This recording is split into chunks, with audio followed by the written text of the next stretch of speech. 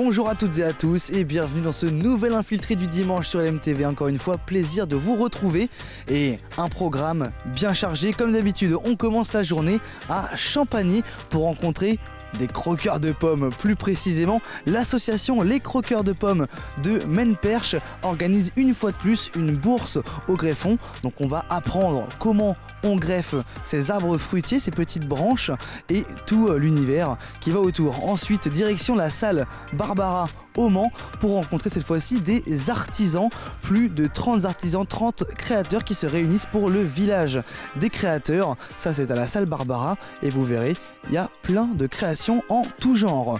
Ensuite, le programme se continue à Arnage, à la salle L'Éolienne, pour la 22e édition du festival 24 cours. Donc là, on est à Arnage pour la dernière session du festival qui a eu lieu dans différentes salles en Sarthe. Et on finit cette journée à Lénier-Saint-Gervais pour le festival du voyageur amateur, la 24e édition cette fois-ci, direction le désert de Talissi au sud-est de l'Algérie, c'est très précis. C'est parti pour cette infiltration du dimanche. Pour bien commencer cet infiltré, nous sommes à la salle polyvalente de Champagny pour un événement sympa autour de la nature, la bourse au greffon.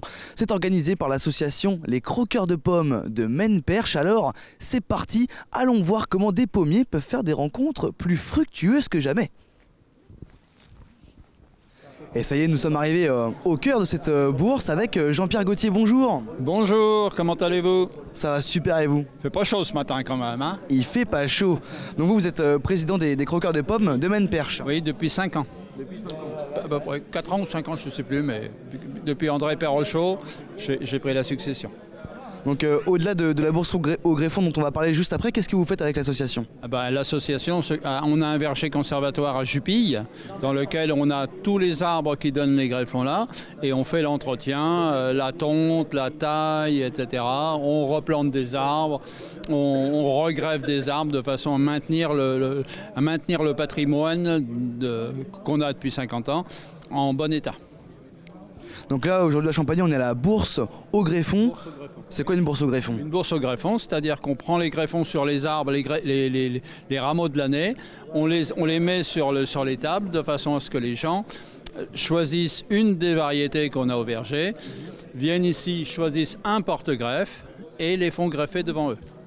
Donc le sens de la visite, les gens arrivent, j'imagine par l'entrée, ça paraît logique, et donc ils arrivent voir vos bénévoles, du coup c'est ça? Oui, tout à fait, oui, ils viennent ici, ils rentrent dans l'aire de l'entrée. Il y a des arbres qui sont affichés au fond, là-bas, Sainte-Lucie, Mirobolant, etc. Tous les arbres sont dans des râteliers. Ils demandent un type d'arbre, et en fonction du type d'arbre, après ils prennent un greffon. S'ils veulent un cerisier, ils vont au greffon, ils prennent un greffon de cerise, dans la variété qu'ils veulent. Très bien, alors tout à l'heure vous m'expliquiez, avant qu'on allume la caméra, comment on fait un greffon, donc c'est hyper technique. Est-ce que vous pouvez nous faire 2 mots là-dessus? Alors oui, le greffon, c'est qu'on prend la variété de l'année. Ce genre de greffon, vous voyez, ce n'est pas un bon greffon, c'est un greffon qui a poussé comme ça. Ça, c'est la pousse de l'année. Ça, c'est la pousse de l'année dernière. Et ça, c'est pas bon. C'est pas bon à greffer. Normalement, on greffe pas ça. Sauf quand on peut pas faire autrement. Quand on n'a que ça, on peut greffer. Autrement, on ne greffe pas ça.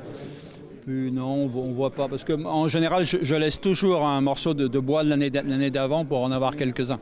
Faire l'exemple. Alors du coup, un greffon, ça sert à quoi finalement? Le greffon, c'est le seul moyen de reproduire une variété de pommes.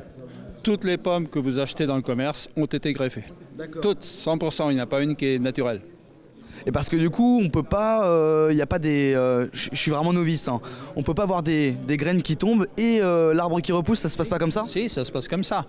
Mais dans ces cas-là, si vous avez un pommier, par exemple une rainette du Mans qui fait tomber une pomme et que ça repousse, vous aurez un arbre sauvage. Vous n'aurez pas une rainette du Mans. Vous n'aurez pas la pomme d'origine. C'est vrai un cas sur 1 million ou sur 2 millions, mais c'est incroyable. La seule méthode, c'est le greffage. Le greffon on vient mettre dans un arbre de façon à refaire un nouveau donneur de bonnes pommes. Donc ça, c'est le seul moyen vraiment pour que la variété unique continue. Il n'y a pas d'autre méthode. Mais vous me disiez qu'à des moments, on ne sait pas pourquoi, ça vous était arrivé juste avant un voyage en Roumanie, c'est ça? Ouais, tout à fait. Vous aviez fait des greffons de cerisier, Ouais. et là, ça n'a pas pris. Pas un caprice, je ne sais pas pourquoi. Là, Serge, ça lui est arrivé la même chose. On ne sait pas. Mais bon, ça peut arriver. Ça peut arriver. C'est bon. Mais ce n'est pas une science exacte. Hein. On ne maîtrise pas le temps, est-ce qu'il va faire froid, est-ce qu'il y a de l'eau, plein de phénomènes atmosphériques, la Lune, etc. Nous, on ne s'occupe pas de la Lune, mais bon, quand même, ça doit influer quelque part. Comme tout ça, c'est quand même pas mal de boulot, vous les vendez les greffons? Oui, on vend les greffons 1 euro. On vend les greffons 1 euro, c'est gratuit pour les adhérents. Ok. Tout ce que produit le verger est gratuit pour les adhérents. C'est-à-dire que les porte-greffes, on les vend 4 euros parce qu'on les achète. Okay. Les greffons, c'est gratuit pour les adhérents parce que c'est fourni par le verger. Et autrement, c'est 1 euro pour les gens extérieurs, les gens qui viennent de la ville. Ok. 1 euro. Alors, juste avant d'aller voir vos collègues bénévoles, j'ai envie de dire, tout à l'heure vous m'expliquiez que vraiment, avec les outils, il fallait faire une coupe très précise, il faut que les outils soient désinfectés, c'est très technique. C'est le travail des greffeurs, c'est vraiment d'être très très soigneux dans le mode de greffage. C'est-à-dire quand on fait une greffe, il faut vraiment être soigneux dans la coupe du greffon, dans la fente du porte-greffe, que l'ajustement soit très précis au niveau des cambiums, que les peaux coïncident parfaitement, de façon à être sûr de la reprise. Et en plus de ça, comme on a coupé l'écorce, l'arbre n'a plus de protection. N'ayant plus de protection, les insectes vont arriver, les maladies vont rentrer à l'intérieur et ça ne va pas être bon pour l'arbre. Ça va forcément y avoir des maladies. Oui, vous me disiez, c'est comme finalement notre peau à nous, quoi. Comme la peau, il faut protéger par un pansement, par quelque chose pour qu'il n'y ait pas d'attaque extérieure. Très bien.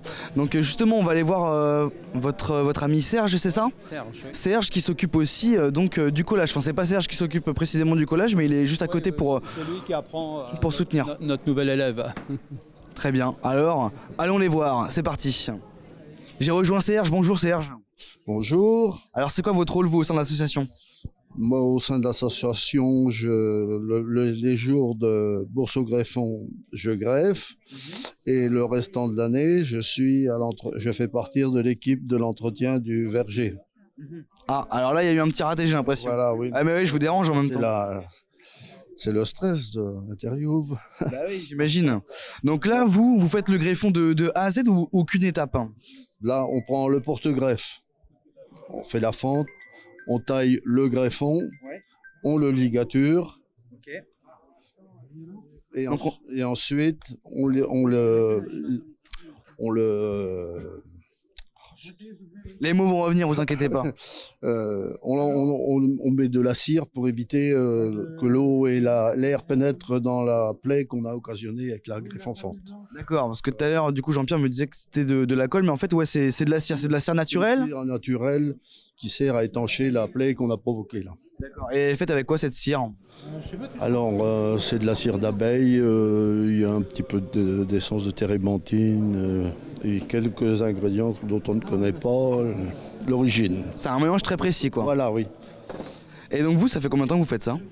Bon, ça fait une dizaine d'années. Une dizaine d'années. Parce que du coup, Jean-Pierre me disait que c'était hyper technique. Vous, ça, vous avez pas, il n'y a pas trop eu de ratés ou s'il y en a quand même parfois? Ouais, on a des ratés, mais j'ai eu le bonheur d'avoir un maître d'école qui était un ancien et qui connaissait vraiment son truc. C'était Almire. Almire, qui est connu pas dans le monde entier, mais dans la Sarthe. Très bien. Alors là, maintenant, je vais donner ça à Gilles. Donc Gilles, là aujourd'hui, il nous a dit juste avant en apprentissage, et donc qui gère l'aspect collage avec la cire. L'étanchéité de la greffe. Et donc, est-ce qu'il y a une technique très précise? J'ai vu tout à l'heure qu'il fallait bien tourner autour. Bien tourner de façon à faire un joli plâtre, on va dire. Et tout à l'heure, je vous entendais parler de bulles, non? Oui, parce que quand on va étaler la colle, obligatoirement, dans la plaie là, qui est là, il y a de l'air. Oui. Et quand on va enrober, au bout d'un moment, cet air-là va vouloir ressortir. Oui. Ça va faire la petite bulle qui va éclater et ça fait un tout petit puits. Et dans ce petit puits-là, l'eau de ruissellement va pénétrer, c'est ça qui va occasionner la pourriture.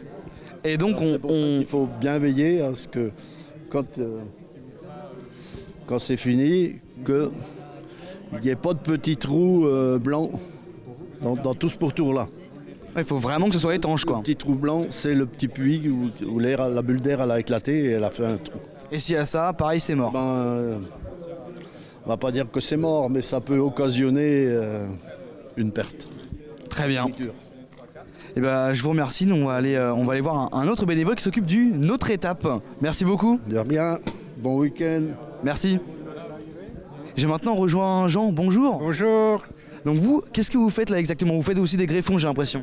Ah ben voilà, donc je vais faire une greffe d'une pomme de juillet, qui est une pomme très précoce pour monsieur là. Et donc voilà, donc à partir d'un porte-greffe que monsieur a acheté là-bas à l'entrée, et donc avec un greffon d'un pommier de juillet. Voilà. Et donc le but, ça va être de poser le greffon sur le porte-greffe. Très bien, vous savez quoi, on peut un peu moins parler, mais vous pouvez aussi nous montrer, parce que depuis tout à l'heure on en parle, mais on voit pas forcément ce qui se passe précisément. D'accord. Alors donc du coup j'ai pris le greffon, je vais faire une entaille en biseau. Alors ça demande un petit peu de temps, mais ça va se faire.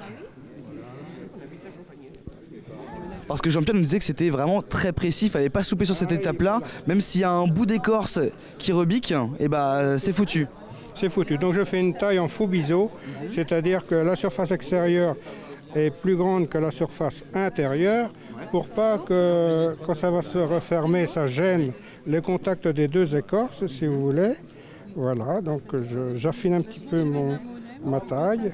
Tout à l'heure, Jean-Pierre me montrait, avant qu'on allume la caméra, qu'il fallait vraiment que ce soit très très fin, limite pointu. Pointu, voilà, c'est pointu. C'est complètement pointu. Et là, je vais poser donc mon greffon sur le porte-greffe. Et dans le bon sens, de préférence. Hein. Voilà. Donc, voilà. Et après, ensuite, on met le petit élastique autour. Je m'assure avec mon doigt que le contact est parfait. Il faut que le contact soit parfait. C'est le point délicat de la chose. Et là, quand c'est parfait, j'y touche plus. J'y mets un élastique pour fixer l'ensemble. Voilà. Et là, du coup, on retrouve l'étape qu'on avait vue juste avant avec Serge. Et ensuite, c'est l'étape de la cire. Et puis après, le greffon sèche et c'est prêt, quoi, c'est ça? Voilà, tout à fait. Voilà. Et donc, la greffe est pratiquement finie. Voilà. Ça paraît facile comme ça. Il y a un petit coup de main. Alors là, j'avoue que je recommence la saison, donc j'ai un petit peu perdu pendant ces nombreux mois depuis la dernière fois. Voilà, je coupe. J'y laisse 3 yeux. Voilà, et j'y remets l'étiquette pour que monsieur se rappelle bien que c'est la pomme de juillet. Et le tour est joué, quoi. Merci beaucoup, Jean. Je vous souhaite une bonne journée. Et nous, on va retrouver Jean-Pierre pour finir. Enchanté. À bientôt. À bientôt. Au revoir. Alors pour tout vous dire, on devait conclure avec Jean-Pierre, sauf qu'il manquait du coup une certaine variété, donc il est reparti au verger pour prendre des greffons, mais c'est pas grave, on a Franck Bigot qui est avec nous, le secrétaire adjoint. Bonjour. Bonjour. Donc on voulait conclure avec vous pour annoncer les prochaines dates à venir. Oui, tout à fait. Donc la prochaine bourse au greffon, c'est dimanche 9 février à la Flèche. Ensuite, c'est tous les dimanches. Le 16 février à Asnières-sur-Vègre et nous terminerons le 23 février à Jupille. Très bien, merci beaucoup, simple, efficace, c'est clair et net. Je vous remercie bien, je vous souhaite une bonne continuation. Merci beaucoup et nous on vous laisse puisqu'on file directement à la salle Barbara au Mans pour le village des créateurs. C'est top. C'est top, parfait. Allez, on y va.